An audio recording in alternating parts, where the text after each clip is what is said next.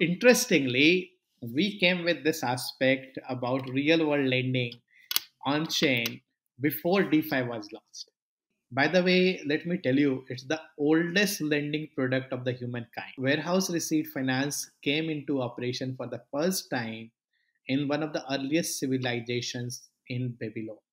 That perhaps we will be remembered in the Indian financial industry as someone who came with the blockchain for the first time and said, hey, this works. So, today's podcast is not just about the latest developments in Web3 and the DeFi space, but also the social impact that DeFi has been creating quietly in the background. And to tell you all about it, we have Ashish Anand, the founder of Brew Finance, with us.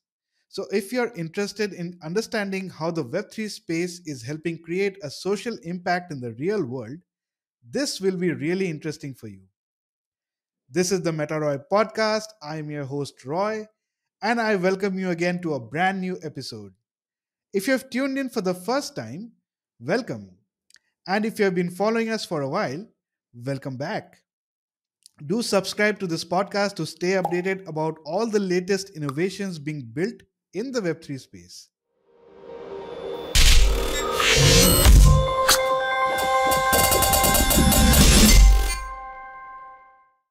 Ashish, thank you so much for joining us. It's my absolute pleasure to welcome you today on this podcast.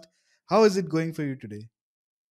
Hey, Roy, thanks first of all for having me here.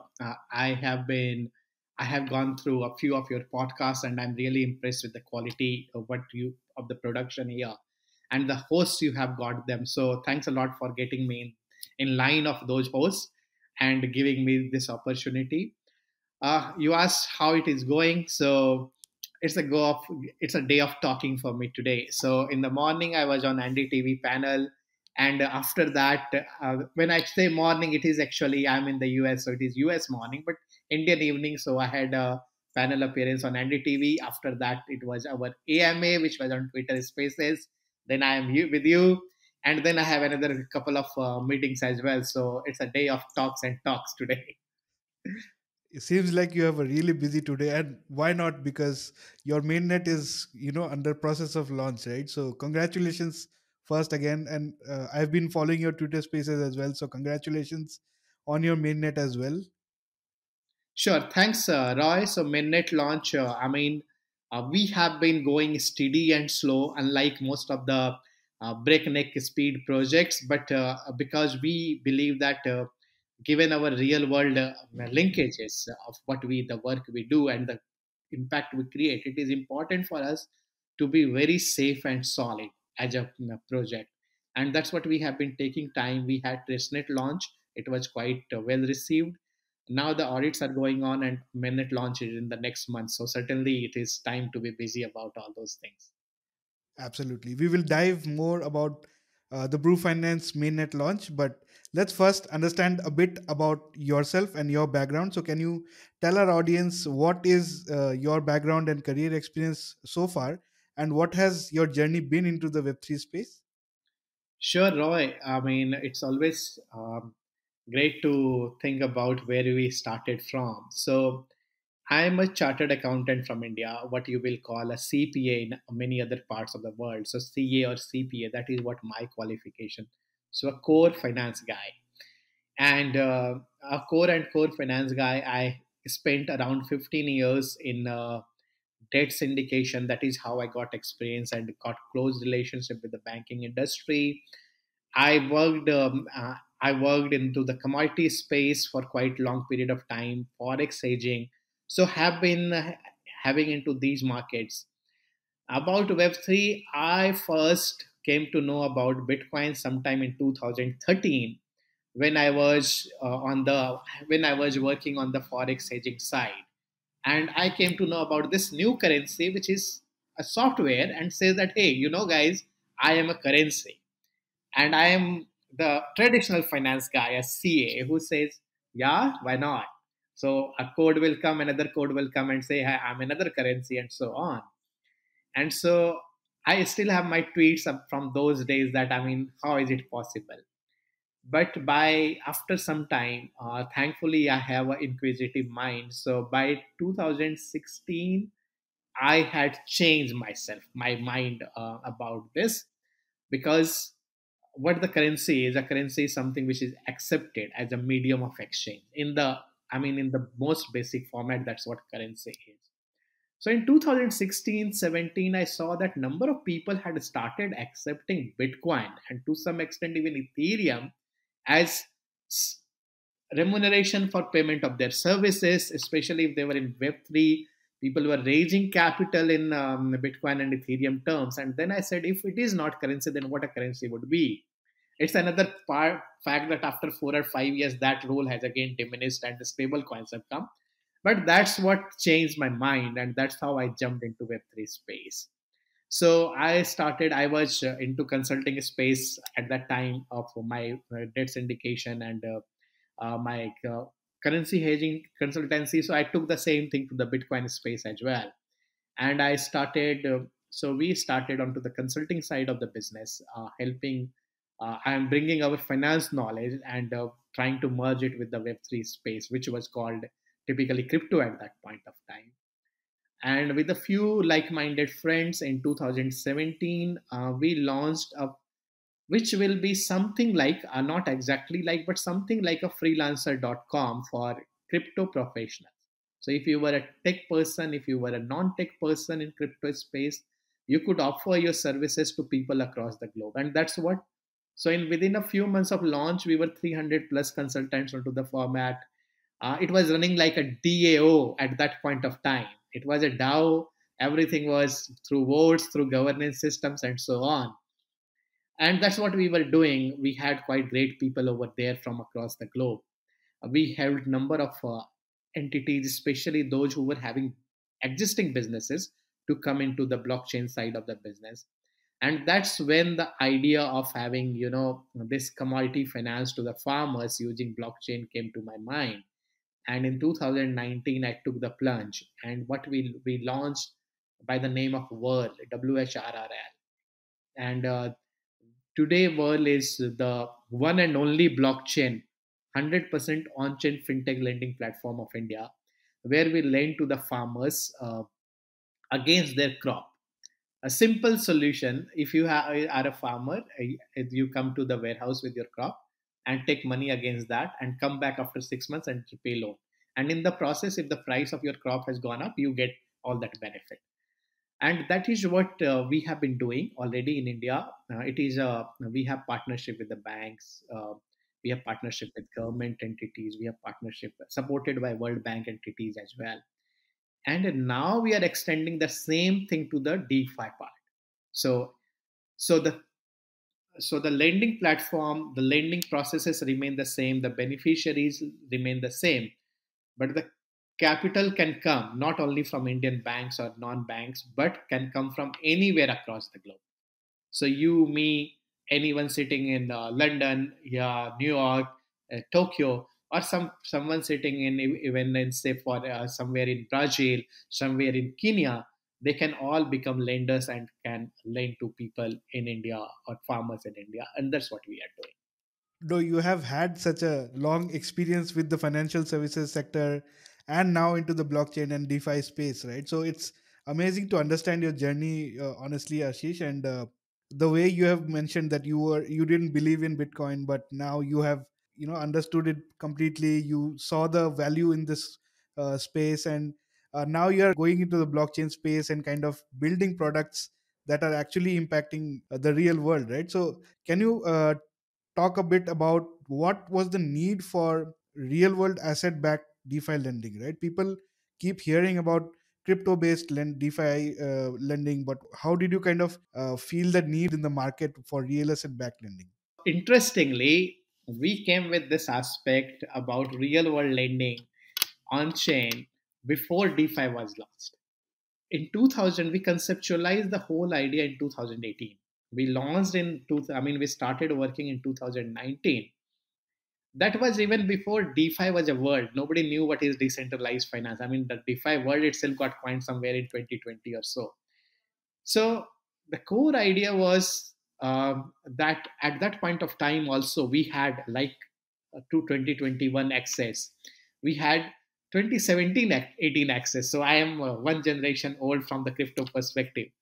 So what we saw that this is speculative. Unfortunately, that came again. But what we saw at that point of time, the ICO boom was not creating anything.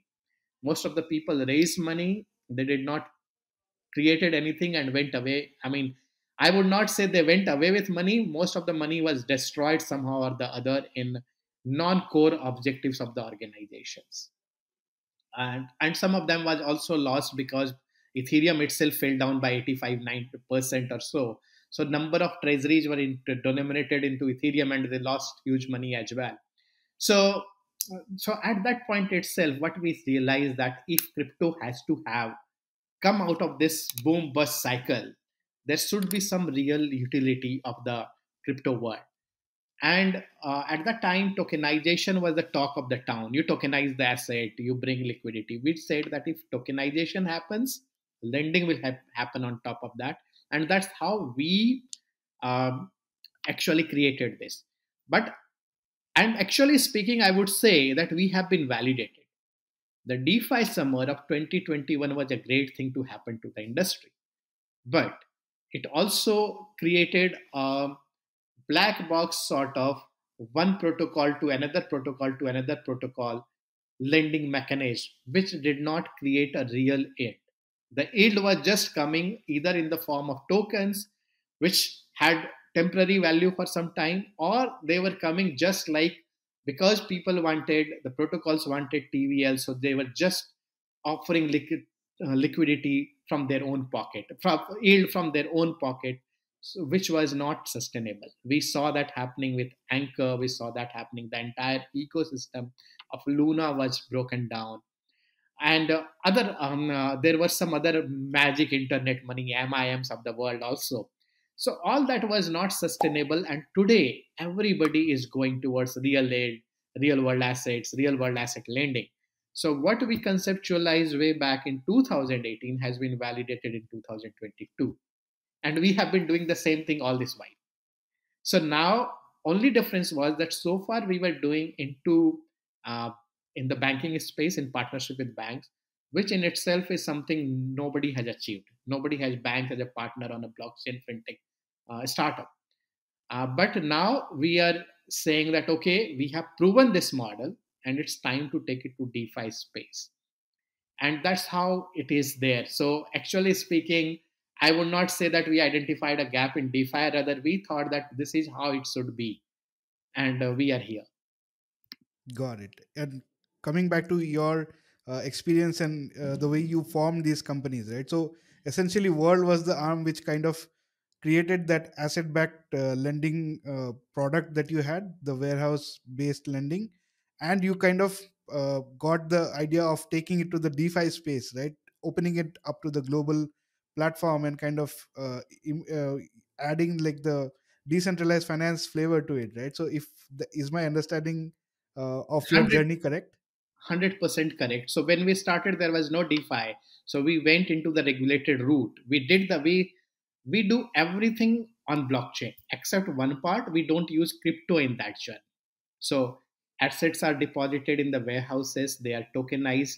Non-fungible token we have been creating since 2019, before NFT boom. So financial non-fungible tokens are created. They are logged into the smart contract, just like they will be logged on platforms like Aave or Compound, and then the lending takes place. Only difference so far is there is no crypto. The money transfer happens from bank account of the bank to the bank account of the farmer.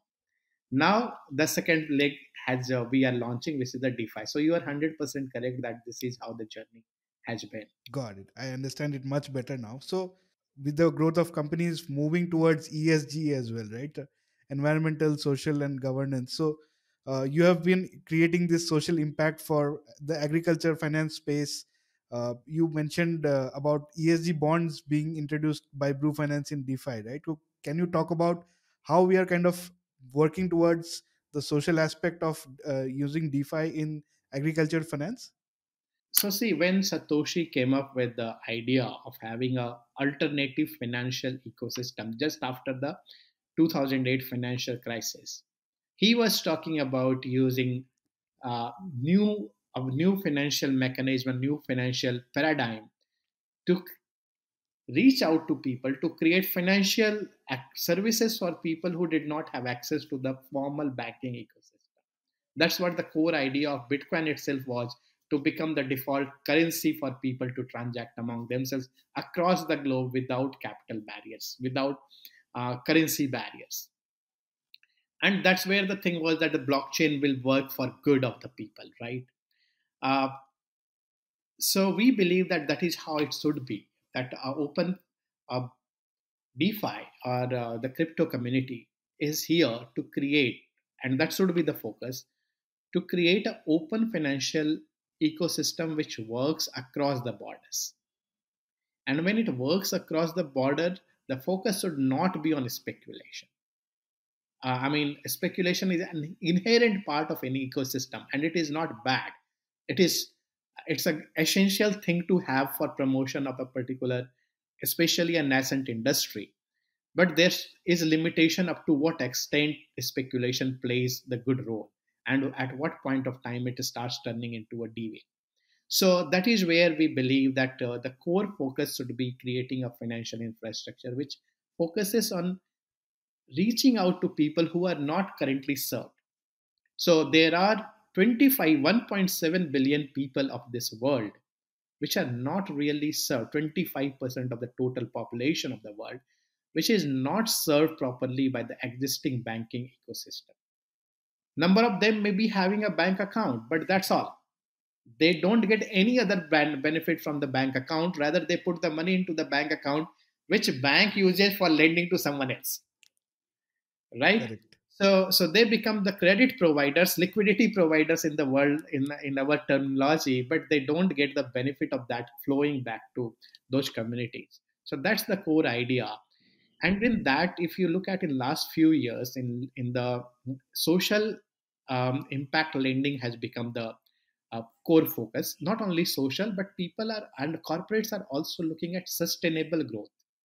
So while earlier it was grow and provide, add wealth to the shareholders, now we say no, add wealth to the stakeholders, and the stakeholders can be the entire community, all the people who are uh, actually interacting with the corporate. So in the corporate world also, institutional world also, now the focus has shifted. How do we create sustainable growth? How do we create growth which is not only growth, or which is not only profitable growth, but also impacts the society, creates social goods, also is positive for the environment, so environmental goals, and also it is done in ethical manner, means where the governance is great. So that is what the core focus today. That's where you see that green bonds or ESG bonds are being issued by the corporates. So we are bringing the same mechanism to the DeFi space, because we are anyway doing social impact lending. We are, by our actions, by our promotion of social impact lending to the farmers, actually farmers are bringing their commodities to the warehouses and storing there, which helps reduce the rotting of the grains, which is a big problem in emerging markets like India. So we are actually, because rotting of the grains is responsible for emission of greenhouse gases as well. So by reducing the rotting, by making sure that the goods are in the warehouses, we are actually positively creating an environmental impact as well. And now when we are going to DeFi, the governance will be decentralized. So that's what, in our core business itself, all the three goals, social impact, environmental impact, and better governance, is inbuilt. And when it is inbuilt, why not to create a ESG bond structure, which has not been seen into the DeFi space so far. So that's the core idea, that we use those bonds as capital for creating social and positive impact among the unbanked and underbanked segments of the society, starting with farmers, but we will be going beyond farmers. So we will be going to small artisans, village level entrepreneurs, small businesses in both village and urban settings. So that's the core idea, and not only in India but across the global south. It's amazing the way you have explained it so far, because it's financial inclusion in the truest form, right? Which we can imagine, right? Because it's not just enough to kind of have a bank account, as you mentioned, or be the liquidity provider in this case. It's also about the whole business side of things. The corporates are growing sustainably with all the stakeholders in mind, right? So, and I love how you're complementing this space with your ESG bonds. Let's talk about the agri-finance scenario in India. So you have already always seen the Indian agricultural sectors closely, right? So you must have seen some challenges, and you must have identified that there are some commonalities in those challenges at the global level as well, right? Which is why you kind of thought of working in this space. So can you talk about few challenges that you have seen which is common for farmers? So if we talk about Indian industry, agriculture industry per se, especially financing into that.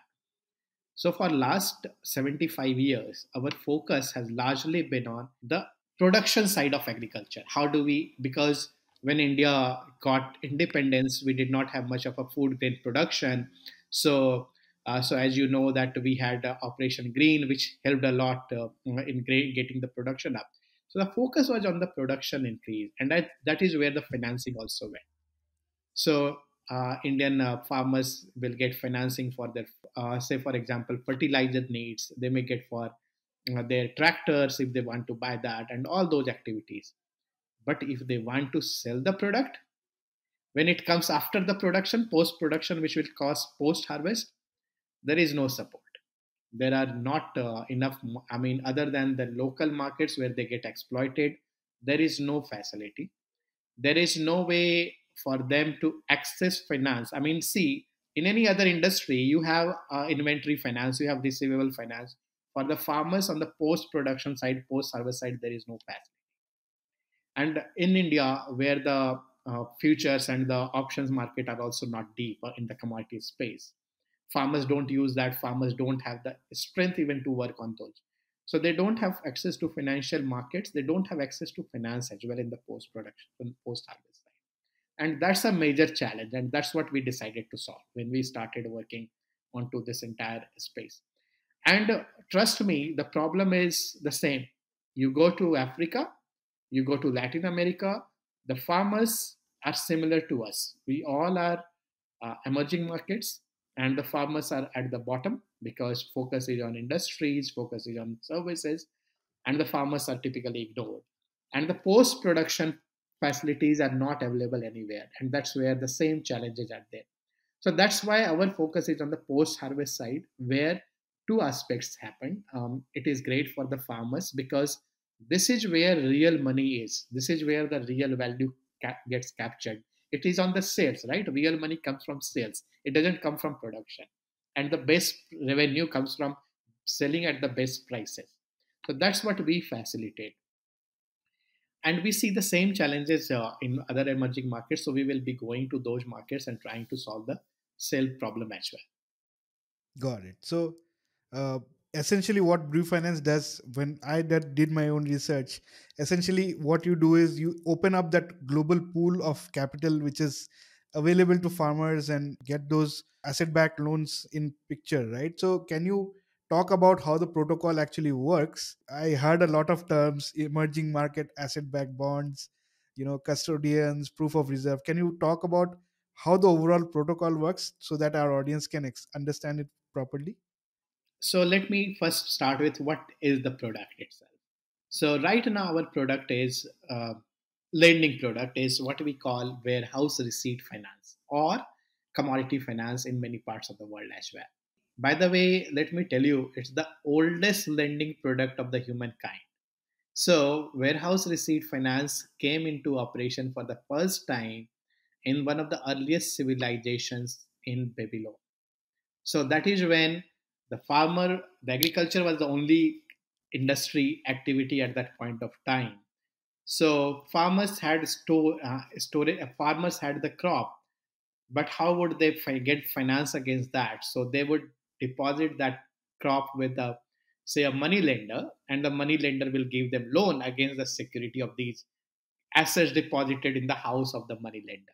And that's how it became warehouse receipt finance.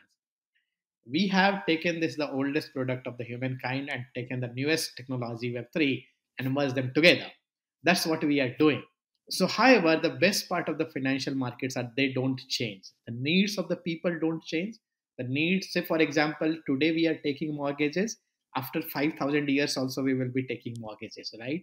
So, similarly, the need of the farmers in the post harvest segment doesn't change. They have harvest, so they can borrow against that. What the major problem is that when the farmers go to the market with their harvest, the market is like, because all the production happens in one go in agriculture, the supply comes in 1 month time and the demand is throughout the year. So because of excess supply at one point of time, the prices crash and the farmer is left to sell at the lowest price of the year. That is what, and the people who are into the supply chain intermediaries, they buy from farmers, then they sell slowly. So the farmers don't get the benefit, whether prices are good or bad, and they are ultimately suffering. So what we said that, okay, let's make these farmers hold their stock. So we suggest to the farmers, if the price is not good, don't sell. Come to our warehouses, deposit in these warehouses, and I will give you money right now, so that you don't have to sell. You can sell after 2-3 months when the price is back to the normal. So that's what our core focus is. Farmers need to bring the commodity to the warehouse. In the warehouse itself, they don't need to go to any bank. In the warehouse itself, once the commodity is deposited, we give 70% of the commodity value to them as a loan. So, for example, if the today's market price is $100 or 100 rupees, we will give $70 or 70 rupees to them. The benefit is after 2 to 3 months, when this supply glut is over, they will be able to sell at 120, 130, 140, 150. So that way they are able to get much better income. So that's the core promise, that we should be able to increase farmers' income. So how do we do this technically? Goods come to the warehouse. The farmers have a mobile application through which they can find what are the warehouses nearby and all. They just have to bring the goods to the warehouse. In the warehouse, we have our blockchain implemented. So the warehouse person captures the data of the commodity. What is the, how much is the value, how many bags, what is the quality and all. And all that data along with the personal data of the farmer is fed into a metadata. Personal data for the purpose of identification, whose stock this is.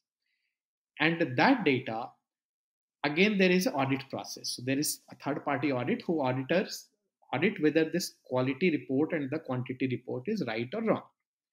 Once all that data is come, a non-fungible token is created. Now all this activity happens on the back end. Farmers don't have to worry about whether it is my NFT or something. We have made it a marriage of Web 2 and Web 3 solutions. So the farmer just have to look at a mobile app. That's all. They don't have to think of wallets and everything else. And then the NFT is created. This NFT to the farmer looks like a data on their mobile app. It doesn't look like an NFT to them. It just says you have, this is your warehouse receipt number, and you have deposited say 1000 kg of wheat in this particular warehouse as of today. This is your receipt number one. But on the back end, it's a non-fungible token. So what we do, we put this non-fungible token in a smart contract. And the smart contract locks this so that nobody can take the goods out of the warehouse. There is no possibility of taking a delivery. And the banks now lend against this NFT to the farmer. So the farmer has to do only one thing. If once he has found the warehouse, he has to go to the mobile app, select his warehouse receipt, and press one button only. Apply for loan. No, nothing else. The data is already captured in the warehouse. So he has to say apply for loan. The loan application comes to the bank. Bank gives the loan. This is the entire process. We don't even ask for a credit score of the farmer. No need of a credit score, credit history, anything. Your goods are in the warehouse. So even those farmers who do farming for someone else, what we call landless farmer or sharecroppers, or even women farmers who don't have assets in their name, they don't have, because of the societal historical regions, they don't have lands in their name, they all can take benefit of this product. So this is how it happens. Only part which will change now, banks will be removed and DeFi will come into picture. So in the DeFi space, now liquidity will come from DeFi. So that is where the bonds will come into play. Because we don't want a scenario where DeFi money has come today and the farmer loan we have given for 6 months, and after 2 days someone says, hey, no, I need my money back. what we will do to the farmers, right? So what we are doing that we are creating 6 months bonds. So the money comes in the form of bonds for 6 months. So for 6 months, they cannot take the money back. However, we are creating a secondary liquidity market where they can sell the bonds. If they want to exit, they can sell the bonds, but they cannot ask the farmer to repay the loan after 2 months or 5 months or after 1 month. So that's what the bond market concept here is. So that's the core. Farmer will bring the commodity to the warehouse. The commodity will be represented through an NFT. That NFT will be transferred to a public blockchain, which is Polygon in our case. They will be logged into the smart contracts, and the liquidity providers will be able to give loan directly, not to brew finance. The farmer will make a loan request directly, which will come to the liquidity providers, and the liquidity providers will be able to service this farmer. So throughout decentralized network of warehouses, decentralized auditors, decentralized borrowers, and decentralized liquidity providers. That's what we are doing. That makes perfect sense now, actually. I just had one question regarding the custodian part of it. So what are the partners that you kind of have right now in terms of taking custody of the grains that you mentioned will be part of the tokenized asset, and how is the price determined? I think I saw there was a price oracle, right? So which kind of tells you what is the current price of wheat and everything. Can you talk about these aspects also as well? Yeah, important questions, because if the liquidity providers are across the globe, it is important for us to ensure to them that yes, goods are lying somewhere. They are in our control, in the control of the liquidity providers. So we have tied up with warehouses. As of today, we have 1,400 warehouses covering 20 lakh, means around 2 million metric ton of storage space onto the protocol. We operate under the name of World in Indian markets. So thanks to our partnership with the governments, World's partnership with governments of Maharashtra, other private warehouses, we have these one. Large number of these are government-owned warehouses. Some of these are non-government-owned warehouses as well. And also these partnerships are supported by. So we have four lenders. So very soon we expect to be around seven lenders in the partnership space. About the price, you are very much right. These are commodity. They are not very volatile, just like they are not highly volatile like Bitcoin or Ethereum, but they have certain price fluctuation on a daily basis. So we need to know the current prices for giving the loans, also for the purpose of recovery. It should not happen that the price has fallen down and we are waiting that the money will come back. So for that purpose, on a daily basis, we get the price data. Right now, we take it from several sources. So we take it from NCDX, National Commodity Exchange of India, and then we also take it from Electronic National Agriculture Market of India, which is known as ENAM in a short form. We also take data from several what is known in India as mandis, means marketing board. So APMC data also comes in India. These are the data sources which we are using. When we go outside of India, we will find the local data sources and we will use that. Why local and why not global prices? Because these assets, in case of default, will be sold in local markets. They will not be sold on CBOT, or they will not be sold on CBOE, or they will not be sold in London markets. So we need to have the local prices. So local price, price oracles for that. Perfect, makes sense. Another question in the same vein. Right now, let's say you're working with banking partners, right? So the entire transaction happens in fiat. But when DeFi comes in and kind of there are restrictions imposed in the crypto space on Indian markets and all of that, how are you kind of navigating this space? Because there are certain challenges currently existing, right? And how do you see this kind of changing in the future? Because DeFi will be coming under the crypto norms, right? How do you address this challenge? I would like to say one thing. I would like to clarify that as of now in India, there are no crypto regulations. It means there are no restrictions. So that is why you have crypto exchanges in India, right? They all are operating. If it would have been restrictions, they would not have been operating. So as of today, and Indian government in the parliament itself has said that it is an unregulated sector. The government is planning to bring regulations, but right now it remains an unregulated sector. It means you have a regulatory arbitrage as a player, and you can do till the time you are not create violating other laws. So it means you are not doing forgery with people, you are not taking them for a ride. Till the time you can do permissible. I mean, there is no permissible activity till the time you are not violating criminal laws. You can carry out the activities even like DeFi in the crypto space. We started on the regulated side directly without going into it. So we are very good proponent of sticking to the regulations. And you have on-ramp, off-ramp facilities available in India as of today. So we will be using them. In addition to that, we are creating certain structures which are already complied with Indian regulations. So there are structures like NBFCs, or structures like Category 2 alternative investment funds, which allow for movement of money from different parts of the world and can be used as a lending capital in India. So we are going to follow those regulations, even though we can work without those entities today. So we will follow those entities, and that is how the lending per capital will be moving from the world to India and going back to the source of capital. Perfect. That makes complete sense to me. Another thing that I had a question behind is for new investors, right? People who are starting to invest in the DeFi space, and people who are kind of looking at Brew Finance as an investment opportunity. And now that your mainnet has launched as well, so what can new investors expect when they are kind of going into an understanding with Brew Finance, and what is the kind of rewards that new investors would expect from this collaboration? So see, the best part of it is we are doing lending, and that lending is going into productive activities, and they are supply chain financing. It is not like we are doing home loans, right? We are doing supply chain financing. So ultimately these goods in the warehouses will be sold. Nobody is going to keep them for 30 years, right? They will be there for 1 year, 6 months, 18 months, or so on. So this money is going into productive asset. It means there is a productive return. There is a real income which is coming from the borrowers. So when that money comes from the borrowers onto the platform, that money will be given to the investors. I mean, we call them liquidity providers because that is what they are. You can also call them lenders, individual lenders.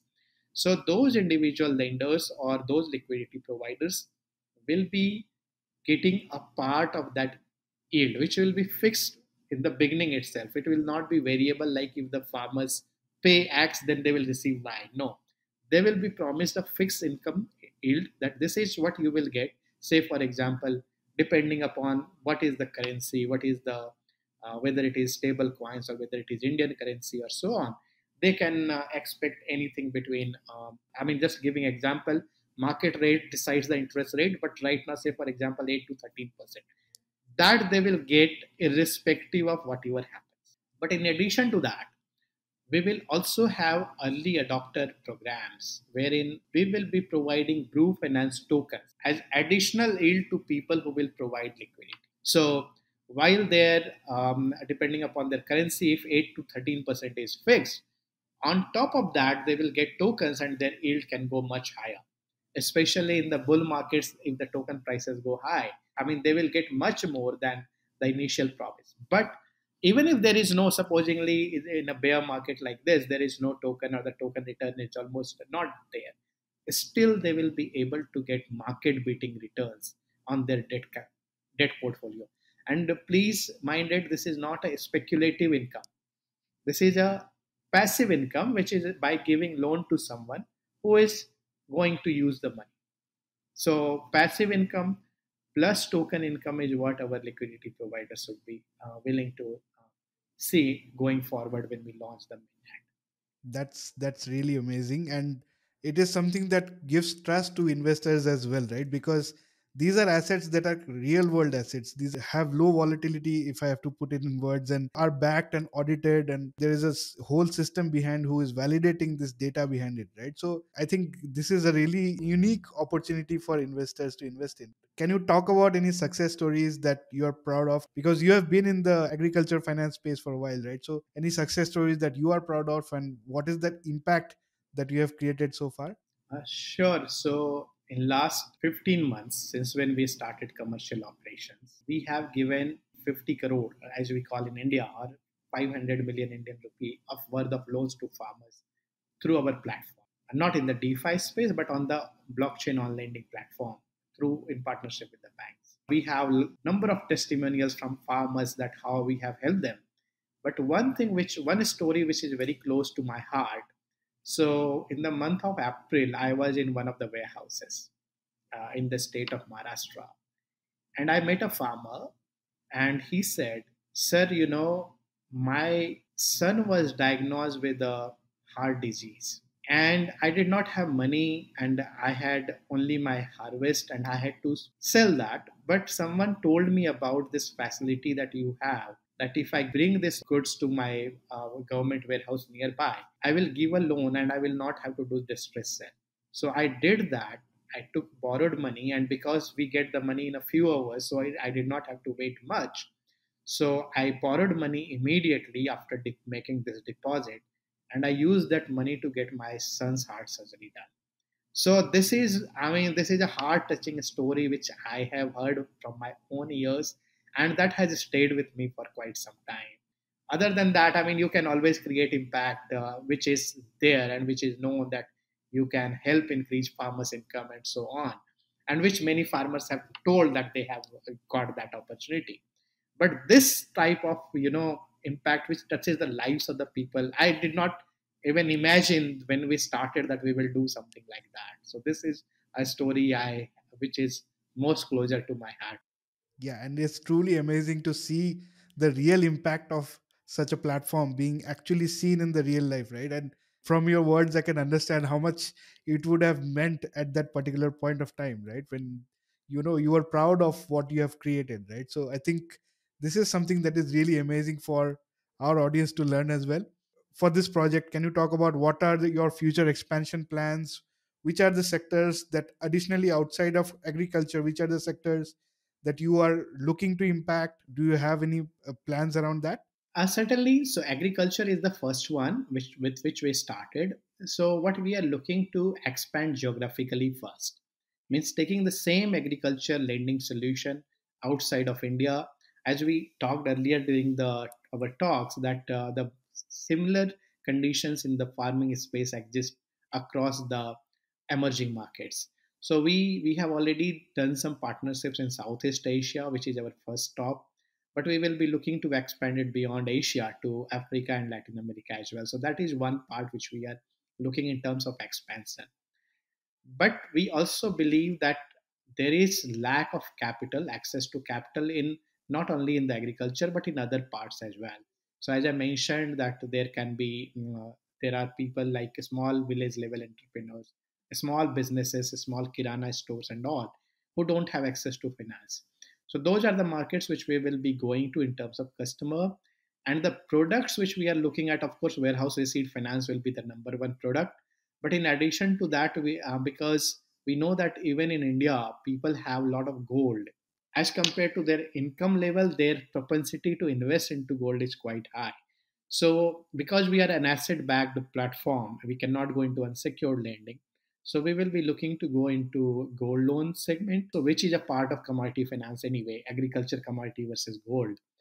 And then we are looking to expand into receivable financing to the small businesses. So these are the some of the areas. Affordable housing is also on the plan, because as we know that in rural markets, number of time people have land but they don't get money to build the house on top of that. So there are certain people who are interested in using DeFi. So sometime in future, maybe a few years down the line, we don't know today, but that may be one of the products as well. Absolutely. I think that's a solid expansion plan, in my opinion. Using the technology that is available to you, you are impacting so many other social sectors apart from agriculture financing, right? So I think it's a great use of the technology and the great use of your skill sets and your knowledge as well. My final question is, Ashish, what is going to be your legacy? You are working in the social sector space, right? What do you want to be remembered as? What do you think is you're leaving behind for this world? I don't know whether I will be able to create a legacy or not, and whether I will be remembered for long or not. So there is a song from Bollywood, "Kitne sair aaye aur chale gaye," right? People are remembered for their good deeds, but nobody knows whether we will be remembered or not. Whether we will be able to create that sort of legacy, we don't know. But still, even during this time, or maybe even till the time we are running this startup, if we are remembered for, so we should be remembered for two things. One, how did we create social impact? No doubt about that. That is what we want to be known for. But at the same time, I would also like to say that perhaps we will be remembered in the Indian financial industry as someone who came with the blockchain for the first time and said, hey, this works. When we started, people said blockchain doesn't work. They said warehouse receipt finance, it doesn't work.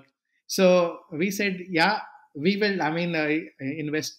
Sometimes entrepreneurs like us can be, strong headed. They don't listen to others. It's not a great thing to have, but sometimes you need to be very strong headed for that. So we would also like to be remembered as guys who brought, and when I say we, I'm not talking about myself, I'm talking about my entire team, that the team which made possible to say that, hey, blockchain in financial services works, and this is how it works. So that is what we will be like to remember for both of these aspects, social impact and blockchain. Amazing, amazing, Ashish. And I think the level of impact that you're creating is from the stories that you have shared. And this is really going to inspire all of us. Will definitely be inspired by your stories. So I would love it if you could tell us how our audience also can connect with you online or how they can support your project. So can you share that with our audience as well?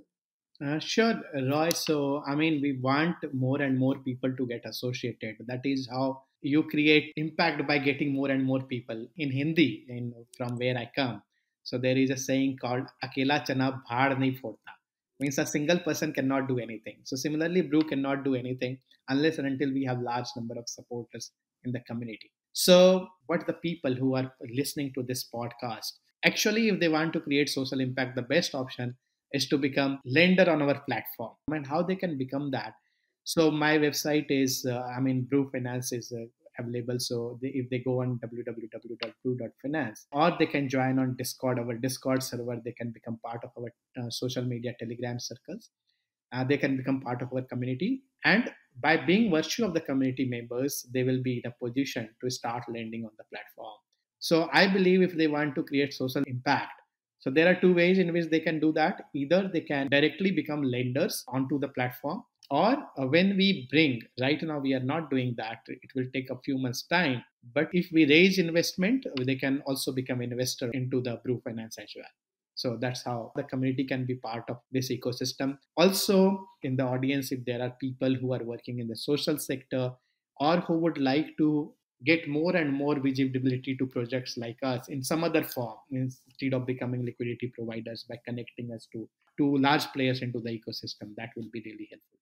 Absolutely. I think this is a call that I want to make to my audience as well. All of the links that Ashish will share, I will put that in the description. You can go check those out, check the light paper that is on the website. Go join the Discord community, understand what this community is all about, and understand how the protocol works. So that is where you'll be able to be part of this community and be able to create that impact and be able to change the world as we know it.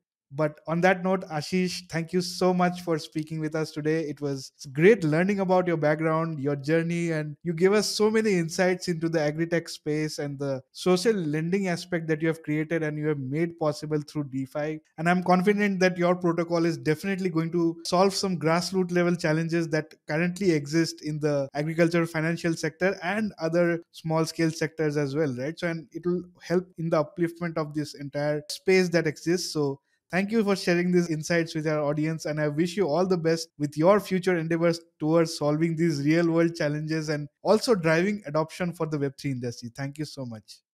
Thanks a lot, Roy, once again for inviting me, giving us the opportunity to talk about what we are doing and helping us spread the word. So thanks a lot and for your kind word, and once again for thank you for inviting us. Have a nice day. If you haven't subscribed to the MetaRoy podcast yet, go down and subscribe below, tap that subscribe button, and like and share and comment on this video and let me know how it was.